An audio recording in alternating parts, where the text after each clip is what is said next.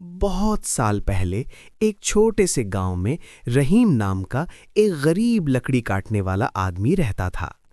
रहीम की जिंदगी में बस मुश्किलें ही मुश्किलें थीं। छोटा सा मिट्टी का घर, फटी हुई चादर और रोज की रोटी के लिए दिन भर की मेहनत। गांव वाले कभी कभी उस पर तरस खा लेते, लेकिन ज्यादातर लोग उसकी गरीबी का मजाक उड़ा देते। एक दिन सुबह रहीम अपनी पुरानी कुल्हाड़ी लेकर जंगल की तरफ चला गया। वो जंगल बहुत पुराना और गहरा था। बड़े बड़े पेड़, ठंडी हवा और अजीब सी खामोशी। लोग कहते थे कि उस जंगल में राज छुपे हुए हैं। रहीम लकड़ियां काट रहा था, तभी अचानक उसे लगा जैसे कोई उसे देख रहा हो। उसने धीरे से मुड़कर देखा और उसका दिल एक पल के लिए रुक गया। पेड़ के पास एक बहुत ही खूबसूरत लड़की खड़ी थी। उसका चेहरा बिल्कुल राजकुमारी जैसा मासूम था। उसकी आंखें गहरी और चमकदार थीं। लंबे बाल हवा में लहरा रहे थे। लेकिन सबसे अजीब चीज थी उसके हाथों की सोने की चूड़ियां। वो चूड़ियां सूरज की रोशनी में ऐसे चमक रही थीं जैसे उनमें कोई जादू हो। रहीम धीरे धीरे उसके पास गया। तुम कौन हो? रहीम ने पूछा। लड़की ने हल्का सा मुस्कुराकर कहा, मैं भटक गई हूं। उसकी आवाज इतनी प्यारी और मासूम थी कि रहीम का दिल पिघल गया। जंगल में अकेली रहना खतरनाक है, रहीम बोला। अगर चाहो तो तुम मेरे घर चल सकती हो। लड़की ने कुछ पल रहीम को देखा, फिर धीरे से हाँ में सर हिला दिया। रहीम उसे अपने छोटे से घर ले आया। उस दिन के बाद अजीब चीजें होने लगीं। रहीम के घर में खुशियां आने लगीं। जो घर हमेशा सुना रहता था, वहां अब हंसी की आवाज आती थी। लड़की घर साफ करती, खाना बनाती और रहीम का ख्याल रखती। रहीम को समझ ही नहीं आता था कि इतनी मासूम और खूबसूरत लड़की उसकी जिंदगी में कैसे आ गई। उसने उसका नाम पूछा। लड़की ने धीरे से कहा, तुम मुझे नूरी कह सकते हो। रहीम को नूरी बहुत अच्छी लगने लगी, लेकिन एक अजीब बात थी। कभी कभी रात को रहीम उठता तो देखता कि नूरी खिड़की के पास खड़ी चांद को देख रही होती। उसकी चूड़ियां अंधेरे में भी हल्की हल्की चमकती रहती थीं। एक दिन रहीम जंगल गया तो रास्ते में उसकी मुलाकात एक बूढ़े बाबा से हुई। बाबा की आंखें अजीब थीं, जैसे वो सब कुछ देख सकता हो। बाबा ने रहीम से पूछा, बेटा, क्या तुम्हारे घर में कोई नई लड़की आई है?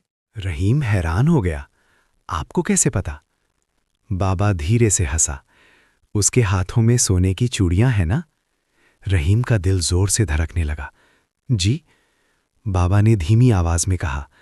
बेवकूफ मत बनो रहीम, वो कोई आम लड़की नहीं है। रहीम घबरा गया। तो फिर कौन है? बाबा ने आंखें बंद करके कहा, वो अप्सरा है, दूसरी दुनिया की मखलूक। रहीम का दिमाग घूम गया। बाबा फिर बोला, उसकी चूड़ियां अगर किसी इंसान को मिल जाएं, तो वो अमर हो जाता है और उसे अनंत दौलत मिलती है। रहीम चुप हो गया। उसके दिमाग में गरीबी की सारी तकलीफें घूमने लगीं। फटी हुई चादर, भूखी रातें, लोगों का मजाक।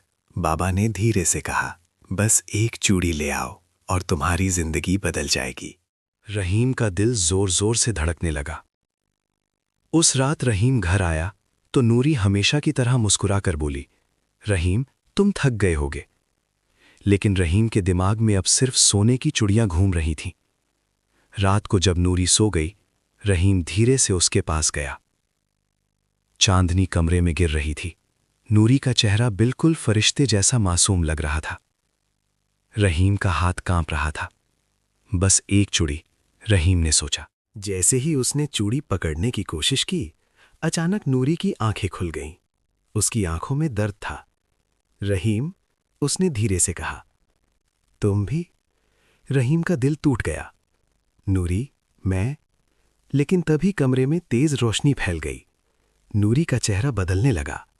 उसकी आवाज गूंज उठी, मैं तुम्हारी मदद के लिए आई थी रहीम। रहीम डर गया। नूरी की आंखों से आंसू गिरने लगे। तुम्हारी गरीबी खत्म करने, तुम्हारी जिंदगी में खुशियां लाने। रहीम रो पड़ा। मुझसे गलती हो गई, नूरी ने धीरे से कहा। लालच इंसान को अंधा बना देता है। अगले ही पल नूरी की रोशनी हवा में घुलने लगी। उसका जिस्म धीरे धीरे गायब होने लगा। रहीम चीख पड़ा, नूरी मत जाओ। लेकिन नूरी सिर्फ इतना कहकर गई। जब किसी का दिल साफ होता है तो जादू उसकी मदद करता है, लेकिन जब लालच आ जाए तो जादू चला जाता है।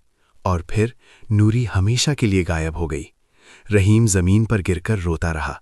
सुबह जब वो उठा, उसने देखा उसका घर फिर से वही पुराना मिट्टी का घर बन चुका था। ना खुशियां, ना बरकत, सिर्फ एक चीज बाकी थी। जमीन पर पड़ी नूरी की एक टूटी हुई चूड़ी। रहीम ने उसे उठाया और आंसुओं के साथ बोला, काश मैं लालच ना करता।